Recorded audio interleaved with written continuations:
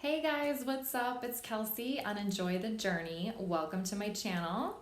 For those of you who are new, please hit the subscribe button and ding that notification bell so you get all the latest videos from my channel.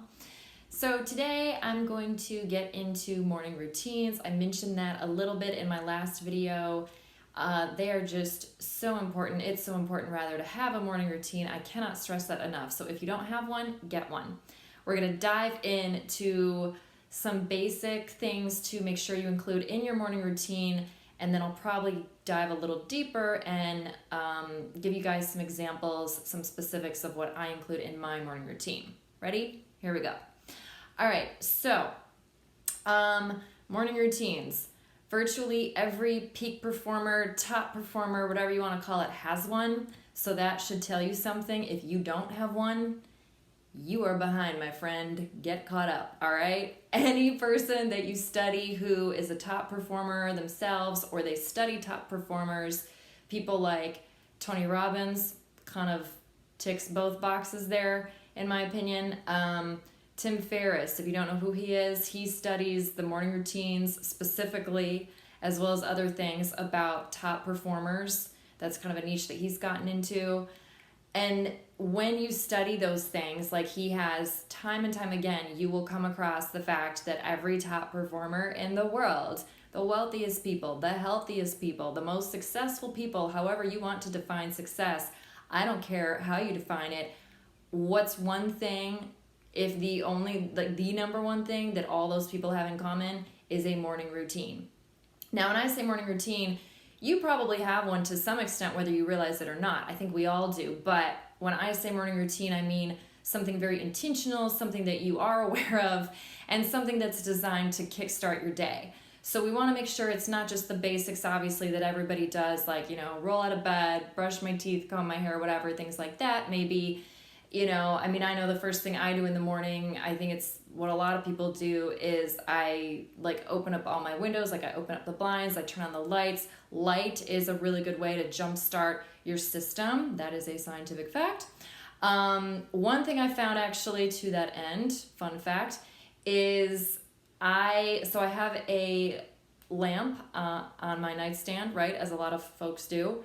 And if I'm having a hard time physically getting out of bed, which sometimes I do, I think we all have those mornings, right?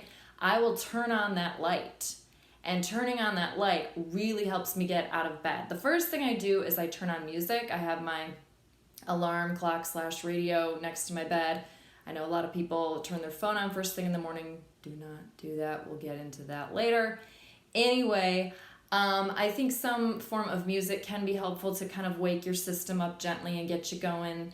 But light is actually scientifically proven to do that even more. It has to do with your circadian rhythm and other things. There's a very strong link between light and waking up your system and becoming alert. So light should be, if it's not already, a key part of your morning routine, literally one of, if not the first thing that you do when you wake up, and to help you wake up, literally like to rub your eyes, physically get up out of bed and start moving.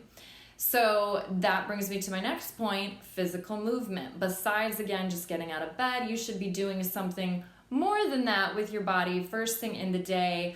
A lot of people, as you probably know, like to get in a workout before they even eat breakfast. There's actually a lot of good reasons, a lot of science behind why people do that. Again, there's lots of other videos out there on that. I'll probably make one myself at some point. But for now, just know it's really important to move your body first thing in the morning.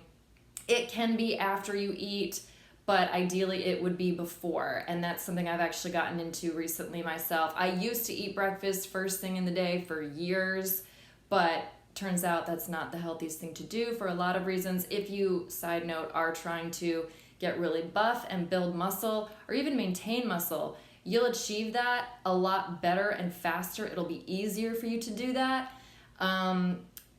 if you work out before you eat anything, before you break your fast and eat breakfast. So, but again, regardless of how you eat, because that's a whole other ball of wax, movement is so important, so that should absolutely be a part of your morning routine. Doesn't have to be much. I know a lot of people are busy, you've got kids, whatever else you have going on, that vies for your attention first thing in the morning, find a way, make the time. 30 minutes, I would say minimum. 30 minutes minimum. We all know that really 30 minutes is kind of that minimum to hit for aerobic activity in order for that to really be effective and worth doing. If you can't do aerobic activity of some kind for at least 30 minutes, it's honestly kind of not worth doing. It's not going to have that much of an effect on your system. So if you're doing something more aerobic, make sure you get in at least 30 minutes, which really is not that much time. Again, if you go more anaerobic, weightlifting, things like that, could be a little shorter period of time. And there's all sorts of hacks. Again, Tim Ferriss actually wrote a whole book about it called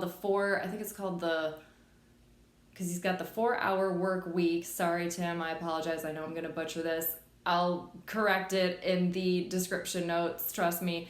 And then he's got a book about workouts, like the 4-hour workout, something like that, where basically it's all about getting in a workout in a very short period of time. And there are definitely ways that you can do that. I think it's actually one word, kettlebell. One word, 2 word, whatever it is. I think it's a compound word, kettlebell. I know that is a great tool to use to get in a full body workout in a very short period of time. So if you're crunched for time, think about investing in a kettlebell. That's all I'm going to get into about working out for now. I want to keep going and kind of touch on some different points.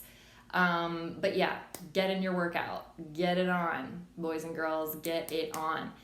Another thing you want to touch on is something for your mental and spiritual health.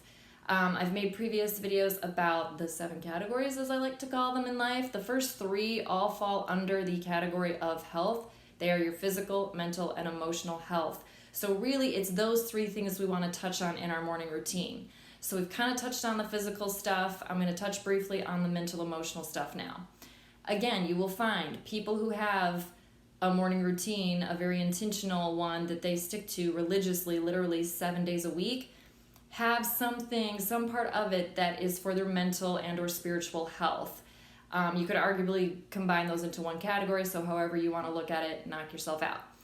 I personally pray. That's a big one for me. That is so powerful and so empowering and naturally lifts my spirits and puts me in such a good mood and just sets such a great tone for the day. If you're not into that, get into something, some sort of spiritual, doesn't have to be religious, whatever you want to call it, but some type of spiritual practice, whether that's praying, meditating. I do that too, by the way. You've got to do something. You've just got to. It's imperative. And the more you do it, even if you're not used to it, I didn't used to do anything for my mental or emotional health, to be honest, for a very long time. Until I was in my 30s. So if it's a foreign concept to you, like it was to me, I realize it can be kind of intimidating. Don't let that put you off. Just keep doing it. You might feel silly at first. It might feel really uncomfortable or awkward. Keep doing it. The more you do it, like with anything, the more you'll get used to it and you won't feel so uncomfortable or awkward anymore. And you'll actually find that you look forward to it and you kind of seek out that time of your day and doing those types of things, because trust me, there's just so much power in it. You'll realize it the more you do it. So pray, meditate. I've heard a lot of people like to keep a grateful journal. Really gratitude, that attitude of gratitude goes in line with praying if you're praying the right way. We'll do a video on that, I'm sure, in the future. But yeah, basically, in a nutshell, the word pray means to praise or to give thanks for. The right way to pray is to praise or to give thanks, i.e. be grateful for not just what you have, but what you want to have. When you speak, think, and act as if you already have what you want to receive, you are literally, I don't know the actual figure, but probably at least 10 times more likely to get it. It has to do with the law of attraction. Lots of deep stuff, again, we'll get into in future videos, but for now, just know it's power. So do something like that for your mental and emotional health. Yeah, I think I touched on everything. Again, this is such a huge topic to talk about. I realized that I just wanted to do a broad overview to start, and I'll do future videos that get into more of the details of each of those things. If you have a morning routine that you are already doing, feel free to share it in the comments below. If you want me to make a video about something specific, about morning routines, what I do for mine in more detail, I'd be happy to. Again, shoot me something in the comments below.